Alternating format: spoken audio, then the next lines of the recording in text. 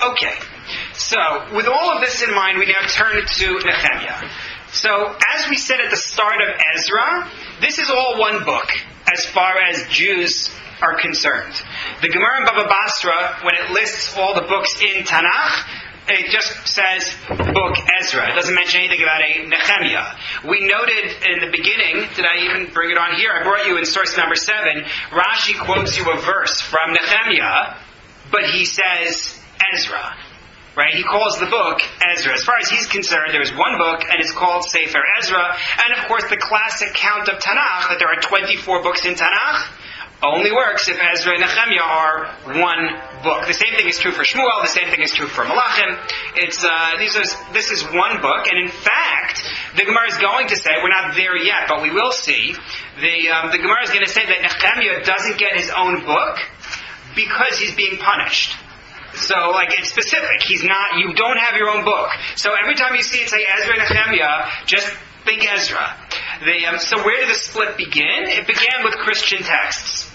Starting with Bishop Origen in the 3rd century Common Era, the Vulgate, they split them apart, and we took a while trying to figure out what we were doing. It is worth noting, though, if you look at the opening sentence, it starts with... What's the opening sentence? Divrei Nehemiah ben Chakalia. The words of Nehemiah son of Chakalia. And indeed, the Gemara in source number 8 says that the writing of the book, meaning this part from here and onward, was all concluded by Nehemiah. So Nehemiah is the author as far as the Gemara is concerned from here on, and Rashi in the beginning of Nehemiah says the same thing. That Nehemiah, your author has now changed. You are now reading Nehemiah. The first chapter of the book is basically of 3 parts. The first part, for opening 3 sentences, Nehemiah is working in the court of King Artaxerxes. More about him in a moment. He's working in a high-ranking position, which we'll have to describe. And he receives terrible news about Yerushalayim. Yerushalayim is in ruins from some attack. We have to talk about what attack and when, obviously. We then get the second part, just one sentence, in which he responds with grief. And then we get his prayer to God on behalf of Yerushalayim. The themes we're going to see here are, first of all, an update on the state of the Jews after the Beis HaMikdash has been dedicated, and some undefined period of time after the separation of the intermarriages. We don't know how long it's been. And we'll see a little bit about Nehemiah's personality and religiosity come through in his tefillah, in his prayer. But in terms of who Nehemiah is, so take a look on your sheet in source number 9. The Gemara in Sanhedrin says something perplexing. You see, the beginning of the book, the part that we just read, Divrei Nehemiah ben Chakalia, is all the lineage you're going to get. Do you remember how Ezra was introduced?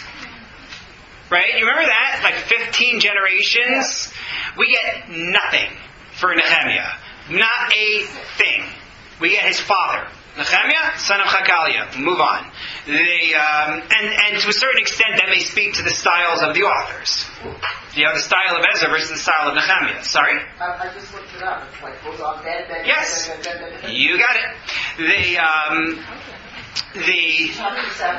Sorry? Yes. So, take a look at source number 9, in which the Gemara tries to deal with this problem. It's dealing, I think, at least in part, with the problem of the lack of a lineage, and it says, you know why? Because we know who he is already. Nehemiah is somebody else. And it's commenting on a verse that we're not going through right now, but it's a verse that mentions someone named Shaltiel, someone named Zerubbabel, and the Gemara there says, you know what? This person is the same person, and he also has another name. Nehemiah. Nehemiah is Zerubbabel. That's the position of the Gemara. Needless to say, Ibn Ezra doesn't think so. Ibn Ezra, commenting in Zechariah chapter 11, does not think so. Abarbanel in Zechariah chapter 3 doesn't think so either. Rashi, on the other hand, in Zechariah and on the Gemara, takes it very literally. I think the Gemara means it literally. What? Yeah. What does the Gemara hang its hat on? So that's the question is, where in the world did this come from? Why would you take this seriously? Is it etymology?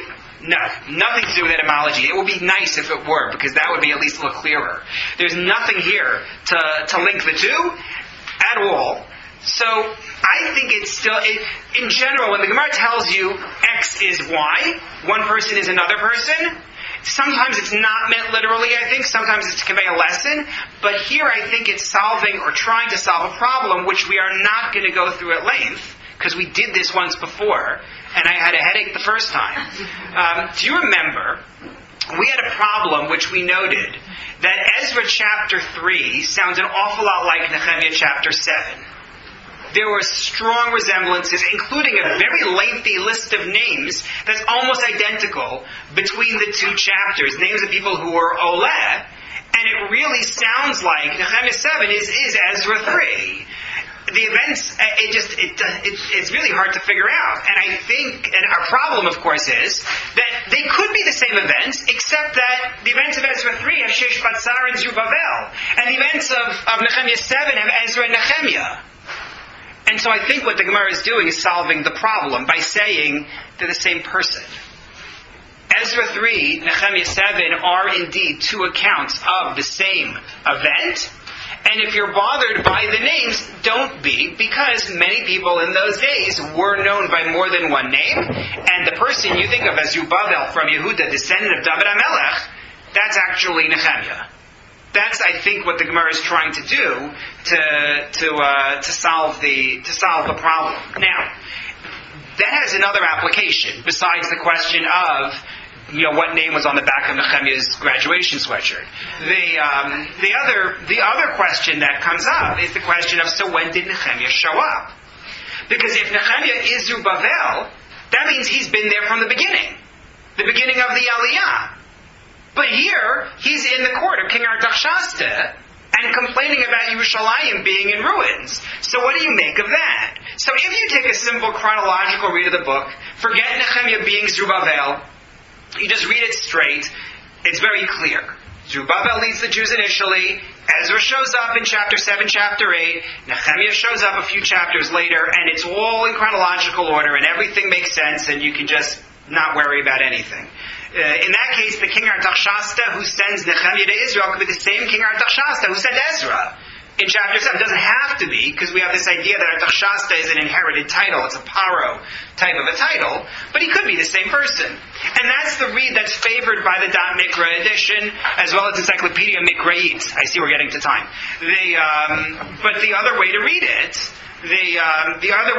is to say, no, it's actually out of order. And maybe Nehemiah was there as Zerubbabel originally, went back to Babel, to Persia, whatever, Babel operating under a new name, and then came back later on when he heard about the destruction in Yerushalayim, because even within Nehemiah itself, he's going to go back and forth. So it's not crazy to say that actually happened multiple times. There are more ways you could read this story if you're really a glutton for punishment. Look at Rashi on the first pasuk in Nehemiah, and he will give you a headache about whether Artaxerxes is Darius. So you can have a lot of fun, and I can point you to sources if you like, but I'm not going to put everybody through it because it's just not nice. The introduction to Satsino talks about if Nehemiah could have been before Ezra, and then it gets a whole bunch of You have these possibilities, but the bottom line is we are now in Nehemiah. Nehemiah is our author, and we have an awful lot to learn about going forward. Thank you very much.